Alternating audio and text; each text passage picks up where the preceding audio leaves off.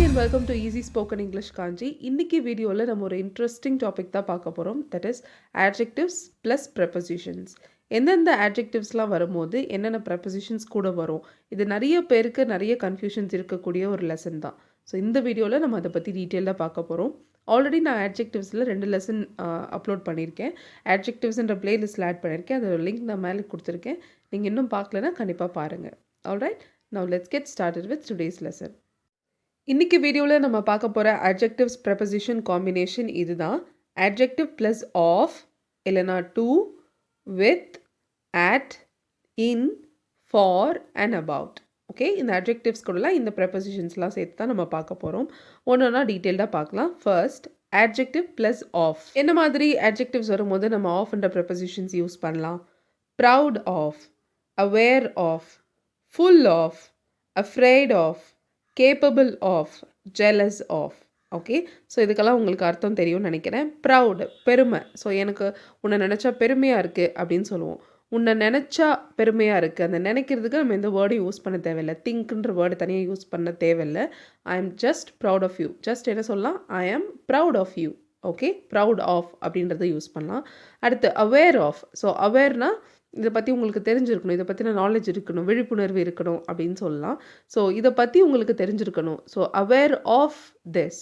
Okay, not aware about அந்த மாதிரி மற்ற ப்ரெப்பரேஷன்ஸ் யூஸ் பண்ணாமல் aware of this. Full of. So முழுமையாக இதை பற்றினது அப்படின்னு சொல்லுவோம்ல. This movie is full of comedy. Okay, this is full of this. So இதை பற்றி எது முழுமையாக இதை பற்றியதுன்னு சொல்லும்போது ஃபுல் ஆஃப். afraid of, உன்னை நினச்சி உன்னை பார்த்து பயமாக இருக்குன்னு சொல்கிறதுக்கு afraid of. I'm afraid of something. It is always afraid of தான். afraid கூட நம்ம வேறு preposition யூஸ் பண்ண முடியாது.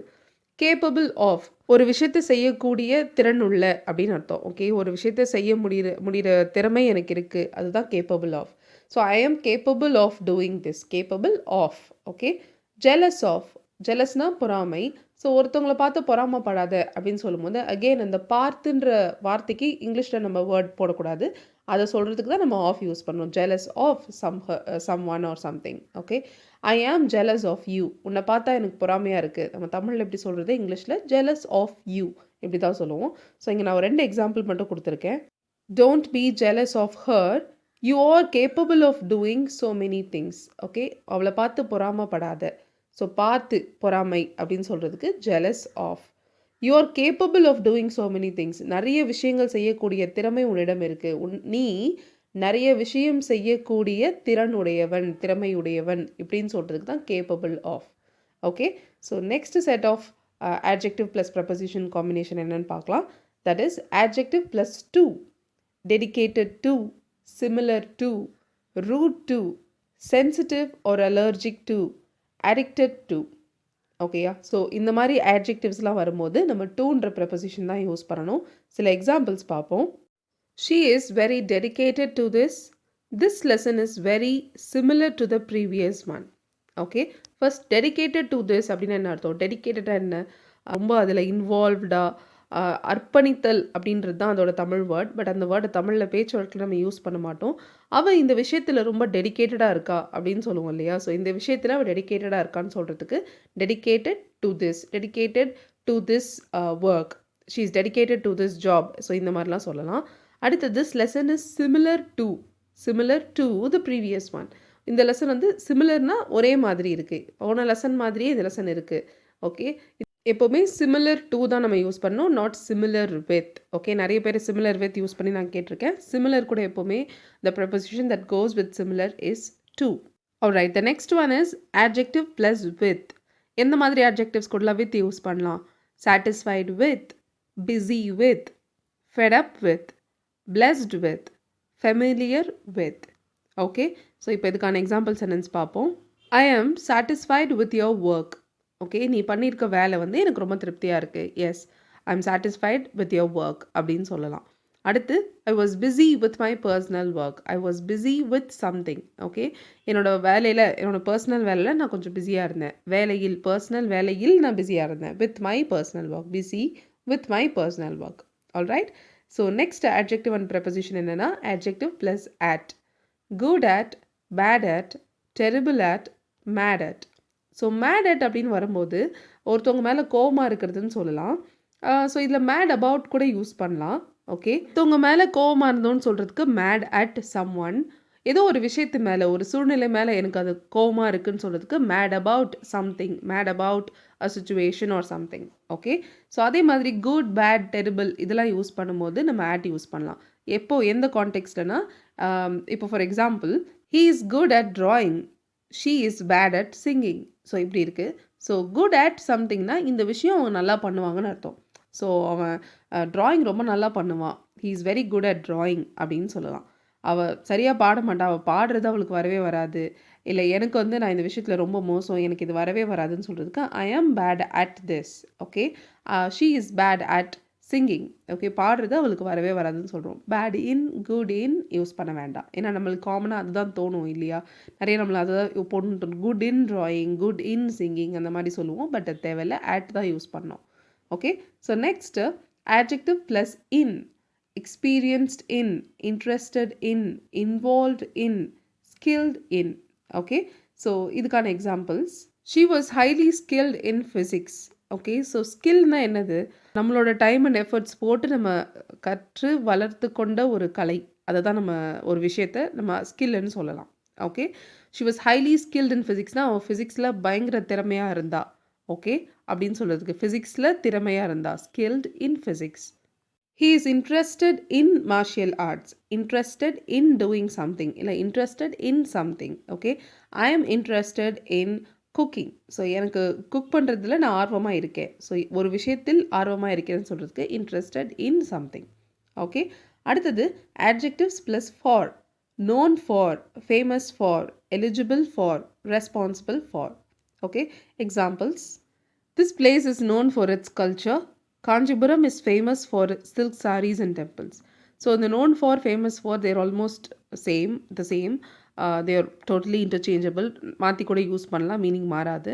ஸோ கரெக்டாக தமிழில் சொல்லணுன்னா இந்த பிளேஸ் வந்து இதோடைய கல்ச்சருக்காக அறியப்படுகிறது.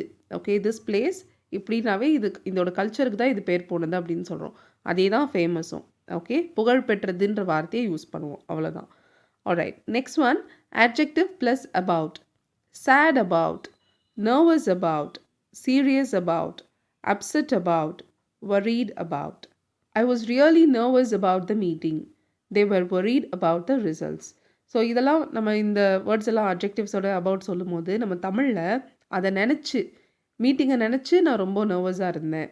ஓகே, ரிசல்ட்டை நினச்சி அவங்க ரொம்ப கவலைப்பட்டாங்க அப்படின்றத சொல்லுவோம்.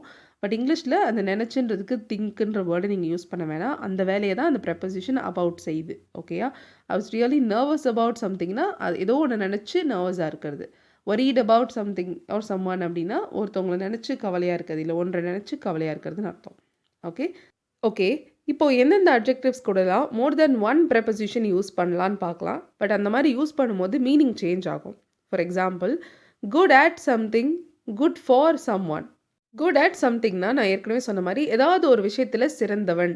Okay, he is good at singing அப்படின்னா பாடுறதுல அவன் சிறந்தவன், அவனுக்கு பாட்டு நல்லா வரும், அவன் நல்லா பாடுவான், இப்படிலாம் சொல்கிறதுக்கு தான் good at singing, dancing, drawing இந்த மாதிரிலாம் சொல்லலாம். Is really good at this, இது அவன் நல்லா பண்ணுவான், இது அவனுக்கு நல்லா தெரியும், அட் திஸ் அந்த மாதிரி கூட சொல்லலாம்.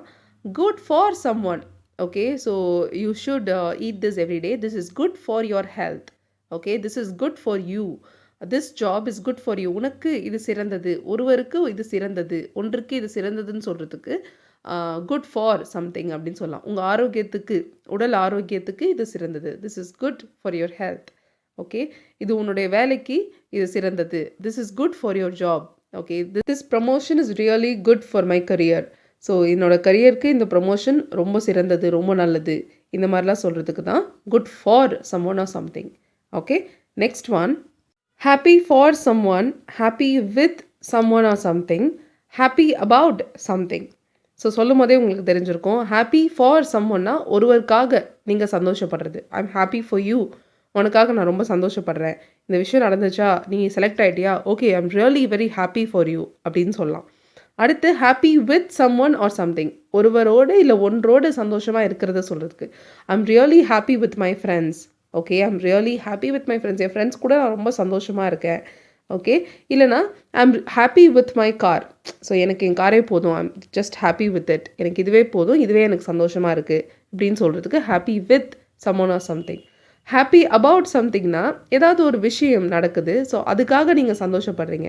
I'm really happy about her promotion. அவள் ப்ரமோஷனை நினச்சி எனக்கு ரொம்ப சந்தோஷம் உண்மையிலேயே, அது ப்ரமோஷனுக்காக நான் உண்மையிலேயே சந்தோஷப்படுறேன். ஹாப்பி ஃபார் ஹர் ப்ரமோஷன் அப்படி கூட சொல்லலாம். பட் யூஸ்வலி ஃபார் வந்து பர்சன்ஸ்க்கு சொல்லுவோம். Really happy for her, I'm really happy about her promotion இப்படி சொல்லலாம். Okay, next one, familiar with or familiar to. This is really a tricky one. Familiar வித்ன்னு சொல்லும்போது யாராவது ஒருத்தவங்களுக்கு அந்த விஷயம் நல்லா தெரியும்னு சொல்கிறது. இப்போ for example, I am familiar with this place. Okay, எனக்கு இந்த இடம் வந்து நல்லா தெரியும். I'm familiar with this place. ஃபெமிலியர்னா பழக்கப்பட்டன்னு அர்த்தம். ஸோ ஃபெமிலியர் டூன்னு சொல்லும்போது ஏதாவது ஒன்று எனக்கு ஒருவருக்கு பழக்கப்பட்டதுன்னு சொல்கிறதுக்கு ஃபெமிலியர் டு யூஸ் பண்ணோம். Okay, this is very familiar to me. இது எனக்கு ரொம்ப நல்லா பழக்கப்பட்ட மாதிரி இருக்கே. I think this is very familiar to me. He is very familiar to me. Someone is very familiar to. இவன் வந்து எனக்கு ரொம்ப பழக்கப்பட்டவன். He is very familiar to me. So familiar to someone, familiar with something. Okay, அடுத்தது பார்த்தீங்கன்னா angry with or at, angry about. Okay, so ஏற்கனவே நம்ம mad at பார்த்தோம். அதுலேயும் நான் சொல்லியிருந்தேன் மேட் அபவுட் கூட யூஸ் பண்ணலாம். Mad at someone, mad at something, ஏதாவது ஒரு சுச்சுவேஷன், சம் சுச்சுவேஷன்ஸ். ஸோ அதே மாதிரி தான் இதுவும். பட் இங்கே ஐம் மேட் வித்னு சொல்ல முடியாது. பட் ஆங்க்ரி சொல்லும் போது you can say with.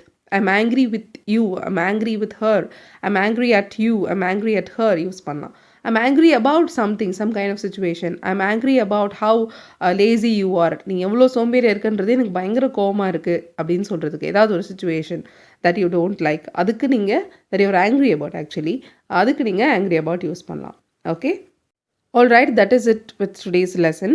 So இன்றைக்கி லெசனில் நம்ம adjectives ப்ளஸ் ப்ரெப்போசிஷன்ஸ், எந்தெந்த adjectivesலாம் வரும்போது என்னென்ன ப்ரெப்போசிஷன்ஸ்னு பார்த்தோம். ஸோ இது கொஞ்சம் கன்ஃபியூசிங்காக இருக்கலாம், I know that. But still நீங்கள் என்ன பண்ணுங்கள், டெய்லி நம்ம நிறைய யூஸ் பண்ணுற, காமனாக யூஸ் பண்ணுற adjectives கூட என்னெல்லாம் ப்ரெப்போசிஷன்ஸ் வருது அப்படின்றத பார்த்து நீங்கள் யூஸ் பண்ணலாம். ஸோ இந்த தமிழ் சென்டென்சஸ் நான் இங்கே கொடுத்துருக்கேன் 5 சென்டென்சஸ், இது நீங்கள் தான் ட்ரை பண்ண போகிறீங்க. ஸோ இதில் என்ன adjectives யூஸ் பண்ண போகிறோம், என்ன ப்ரெப்போசிஷன் யூஸ் பண்ண போகிறோம் நீங்கள் ட்ரை பண்ணி பாருங்கள். ஓகே, ஃபர்ஸ்ட் கொஸ்டின், நான் இந்த பாட்டுக்கு அடிக்ட் ஆகிட்டேன். ஓகே, ஸோ அடிக்ட்ன்ற adjective அங்கே இருக்குது. ஸோ அடிக்ட்க்கு என்ன ப்ரெப்போசிஷன் யூஸ் பண்ணணும்னு உங்களுக்கு தெரியும். ஸோ அதை யூஸ் பண்ணி இந்த சென்டென்ஸ் ட்ரை பண்ணுங்கள்.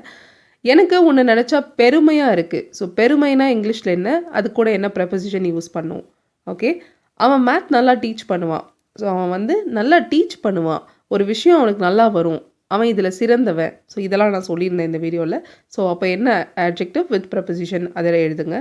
இதுக்கு யார் பொறுப்பு, ஸோ பொறுப்பு அப்படின்னும் போது என்ன வேர்டு யூஸ் பண்ணலாம், அதுக்கு என்ன ப்ரெப்போசிஷன், அதை யூஸ் பண்ணி இந்த கொஷின் எழுதுங்க. நேற்று நான் உன்னை நினச்சி வருத்தப்பட்டேன். ஸோ வருத்தப்படுறது, ஒருத்தரை நினச்சி வருத்தப்படுறதுக்கு என்ன யூஸ் பண்ணலாம். ஆல்ரைட், ஸோ இந்த 5 கொஷின்ஸில் என்ன ப்ரெப்போசிஷன்ஸ் அண்ட் adjectives வரப்போகுதுன்னு சொல்லி எழுதி உங்களோட ஆன்சர்ஸ் கீழே எனக்கு காமெண்ட் பண்ணுங்கள். கண்டிப்பாக நான் கரெக்ஷன் பண்ணி ரிப்ளை கொடுக்குறேன். Alright, thank you so much for வாட்சிங் this video. Till then I will see you all in the next video. Till then, take care and bye.